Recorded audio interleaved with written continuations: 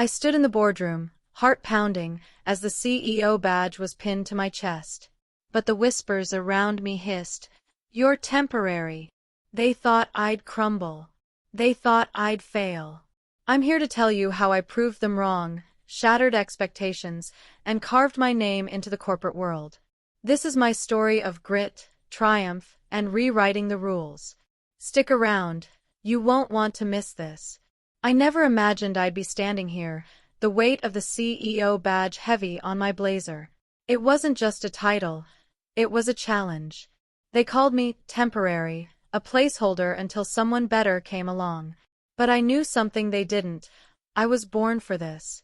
From my first job as an intern, fetching coffee and filing papers, I watched and learned. I studied how leaders moved, spoke, and decided. I wasn't just passing through. Every late night, every rejected idea, every condescending glance, it fueled me. I built my skills in the shadows, waiting for my moment. The boardroom was silent when I walked in that day. They expected me to shrink. Instead, I stood taller. This badge? It was mine to keep. And I'd make them see it. The first week was a battlefield. Emails flooded my inbox, each one sharper than the last. "Are you sure you're ready?" they asked, veiled in politeness. I smiled and replied, "Watch me." I dove into the numbers, profit margins, market shares, employee turnover. I spent nights poring over reports, my desk a fortress of coffee cups and highlighters. My predecessor left a mess, declining sales, low morale, and a culture of fear. I wasn't just a CEO. I was a firefighter. I met with every department head, listened to their gripes, and took notes. They weren't used to someone who cared. By week's end, I had a plan. It wasn't perfect, but it was mine. And it was a start. The board meeting was my first real test. 10 men, 2 women, all staring at me like I was an experiment. I walked in with my head high, my presentation ready. They threw questions like darts. "What's your strategy for Q3? How will you handle the merger?" I answered each one, calm but firm. I knew the numbers backward and forward. I'd memorized every slide, every projection. They wanted to trip me up, but I danced through their doubts. By the end, one of them, a gray-haired skeptic, nodded. Just once, but it was enough. I'd planted a seed. They weren't ready to trust me yet, but they couldn't ignore me. That nod? It was my first victory. Change doesn't come easy in a company stuck in its ways. I wanted innovation, but the old guard clung to tradition. "We've always done it this way," they said. I pushed back. I brought in new tech, streamlined processes, and opened the floor for ideas. The resistance was fierce. Eye rolls in meetings, whispers in the halls. But I kept going. I held town halls, shared my vision, and invited feedback. Slowly, the tide turned. A junior analyst pitched a game-changing app. A warehouse worker suggested a logistics tweak that saved millions. People started to believe. They saw I wasn't just a title. I was a leader who listened. My first big win came 3 months in. Our flagship product was tanking, and the board wanted to scrap it. I disagreed. I saw potential where they saw failure. I rallied a team, reworked the marketing, and repositioned the product. Late nights turned into early mornings, but we did it. Sales climbed 20% in a quarter. The boardroom was quieter now. No more temporary jabs. I wasn't just holding the seat, I was reshaping it. My team trusted me, and that trust was my armor. We weren't just surviving, we were thriving. And I was just getting started. But success breeds envy. Not everyone was cheering. A senior VP, someone I'd once admired, started undermining me. Subtle at first. Missed deadlines, vague reports. Then it got bolder. He'd interrupt me in meetings, question my calls in front of the team. I could have fired him, but that's not my style. Instead, I confronted him. One-on-one, no witnesses. I laid out his behavior, calm but direct. You're either with me or against me, I said.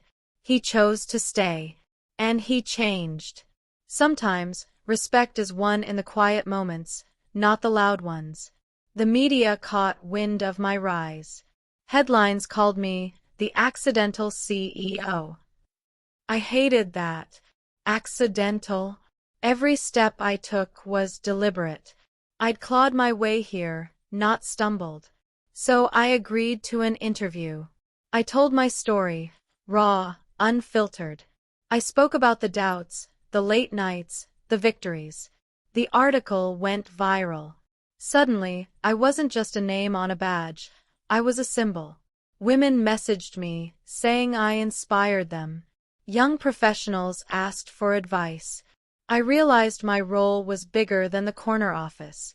I was rewriting the narrative. The company's culture was my next target.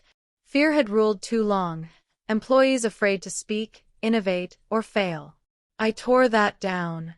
I introduced open-door policies, mentorship programs, and failure-tolerant projects. I shared my own mistakes, like the time I misjudged a market trend and cost us a deal. Vulnerability isn't weakness, it's strength. People started taking risks. Ideas flowed. The office buzzed with energy. We weren't just a company, we were a community. And I was its architect. The badge felt lighter now. It fit me. 6 months in, we faced a crisis. A major client pulled out, threatening our revenue. Panic rippled through the ranks. I called an all-hands meeting. No sugarcoating, no corporate jargon. I told them the truth. We'd survive, but it'd be hard. I laid out a recovery plan, cost cuts, new pitches, diversified revenue streams. I asked for their trust. They gave it. We worked together, late nights and all. By quarter's end, we'd replaced the client and grown 5%. The board was stunned. I wasn't temporary anymore. I was undeniable.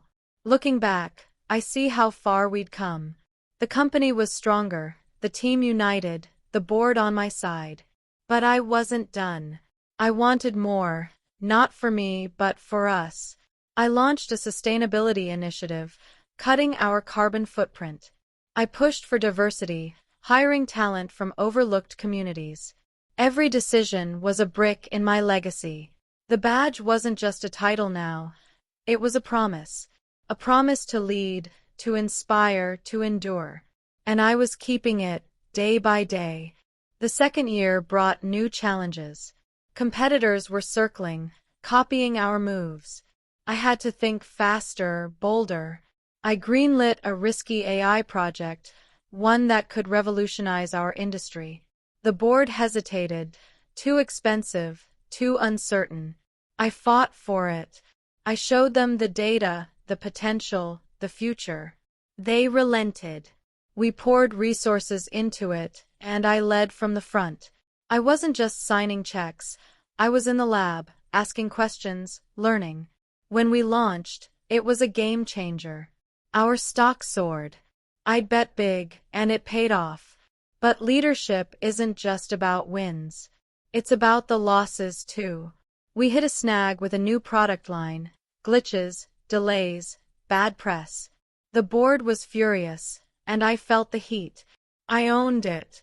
In a public statement, I admitted our mistakes and outlined our fix. Transparency isn't easy, but it's honest. Customers respected that. We recalled, reworked, and relaunched. Sales recovered. The lesson: failure isn't the end. It's a detour. And I was learning to navigate every road, no matter how rough. My personal life took a hit. Long hours, endless travel. My family felt the strain. I missed birthdays, anniversaries, quiet dinners. One night, my daughter left a note on my desk. "I miss you, Mom." It broke me. I restructured my schedule, delegated more, set boundaries. Leadership doesn't mean sacrificing everything. I learned to balance. CEO by day, mom by night. It wasn't perfect, but it was real. And it made me a better leader because I remembered why I was fighting. The industry started noticing us. Invitations poured in, keynotes, panels, awards. I said yes to most, not for ego, but for impact. Every stage was a chance to share our story, to inspire others.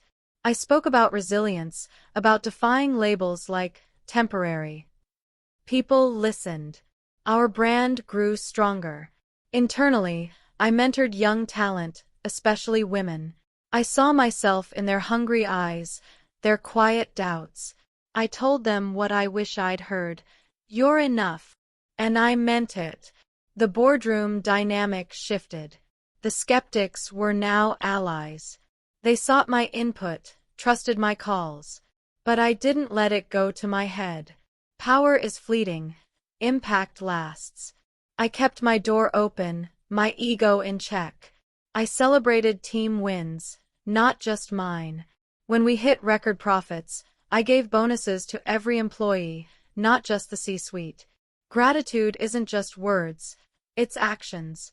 And I wanted my team to know they mattered. They were the heartbeat of this company. A new challenge loomed, a potential merger. It could double our size but risked our culture. I weighed the pros and cons, consulted my team, and listened to my gut. We negotiated hard, preserving what made us unique. The deal went through, and we grew without losing ourselves. It was a tightrope walk, but I'd learned to balance. The badge felt heavier some days, but I wore it with pride. It wasn't just a title, it was a responsibility. I started thinking about legacy, not just profits, but purpose. I launched a foundation to support underrepresented entrepreneurs. I funded scholarships, mentored startups, gave back. The company wasn't just a business, it was a force for good. I wanted people to remember us not for what we sold, but for what we stood for. Every decision I made carried that weight, and I was ready to carry it, no matter how heavy. The whispers of temporary were long gone, replaced by respect, trust, even admiration. But I didn't rest on that. Complacency kills progress. I kept learning, new tech, new markets, new ways to lead. I read, I listened, I asked questions. The world was changing, and I had to change with it. My team saw that, and they followed. We weren't just a company, we were a movement, and I was its voice. Another crisis hit, a supply chain breakdown. It threatened our biggest product launch. I didn't panic. I gathered my team, mapped out solutions, and worked the phones. We pivoted, found new suppliers, and delivered on time. The launch was a hit. The board called it a miracle. I called it teamwork. Leadership isn't about having all the answers. It's about finding them together. And we did every time. By now, I was a name in the industry. Not just the temporary CEO, but a trailblazer. I didn't chase the spotlight, but it found me. I used it to amplify others, my team, my ments, my causes. Every speech, every article, every panel was a chance to lift someone else up. I wasn't here to be a star. I was here to light the way. And that's what made the badge mean something. It wasn't about me. It was about us. Year 3 brought reflection. I'd transformed the company, but what about me? I'd grown too. I was sharper, bolder, wiser. But I was still human. Doubt crept in some nights. Am I enough? I pushed it aside. I'd proven I was. Not just to the board, but to myself. That was the real victory. The badge wasn't my identity. It was my platform. And I was using it to build something bigger than myself. We expanded globally, entering markets I'd only dreamed of. It wasn't easy. New cultures, new rules, new risks. I leaned on local teams, trusted their expertise. They taught me as much as I taught them. Together, we built bridges, not just businesses. Our brand became a global name. I stood on stages in Tokyo, London, Sao Paulo, telling our story. Each time, I felt the weight of the badge. And each time I carried it. The team grew, and so did our ambitions. We weren't just chasing profits. We were chasing impact. I launched a wellness program, prioritizing mental health. I pushed for net zero goals, holding us accountable. Every step was a statement. We're here to do better. My team rallied behind it. They weren't just employees. They were partners in a mission. And I was their leader, not their boss. The board offered me a permanent contract. No more temporary. I signed it, but it didn't change me. I was already all in. The title was just paper. The work was real. I kept pushing. New products, new markets, new ideas. I wasn't here to coast. I was here to disrupt, to innovate, to lead. And I wasn't doing it alone. My team was my strength, my spark, my reason. Another test came, a PR scandal. A misstep in our messaging sparked outrage online. I faced it head-on. I apologized publicly, met with critics, and made changes. Accountability isn't weakness, it's integrity. We came out stronger, trusted again. The badge didn't shield me from mistakes, but it gave me the chance to fix them. And I did every time. I started mentoring outside the company. Young women, minorities, anyone who felt like an outsider. I shared my story, the doubts, the wins, the lessons. I told them what I'd learned. You don't need permission to lead. You just need courage. They listened, and I saw their eyes light up. I wasn't just building a company. I was building futures. That was the real power of the badge. We hit a milestone. 5 years of growth, unbroken. The board threw a gala, but I kept it low-key. The real celebration was in the numbers. Jobs created, lives impacted, communities lifted. I walked through the office, seeing faces that believed in me. They weren't just colleagues. They were family. I'd earned their trust, and they'd earned mine. The badge wasn't mine alone anymore. It was ours. The industry shifted again. New tech, new players. I stayed ahead, studying trends, taking risks. We launched a product that redefined our category. Critics called it bold. I called it necessary. Leadership means seeing what's next, not what's now. I wasn't just wearing the badge. I was shaping what it meant. And I was doing it for everyone who'd come after me. I looked back at the girl who started as an intern, fetching coffee, dreaming big. She'd be proud. Not because of the title, but because of the fight. I'd taken every doubt, every temporary, and turned it into fuel. I'd built a legacy, not just for me, but for everyone who believed in me. The badge was just a symbol. The real work was in the lives I'd touched, the change I'd made. So here I am, still standing, still leading. The journey isn't over. There's more to build, more to prove, more to change. The badge is heavier some days, but I carry it with pride. I'm not temporary. I'm unstoppable. And I'm just getting started.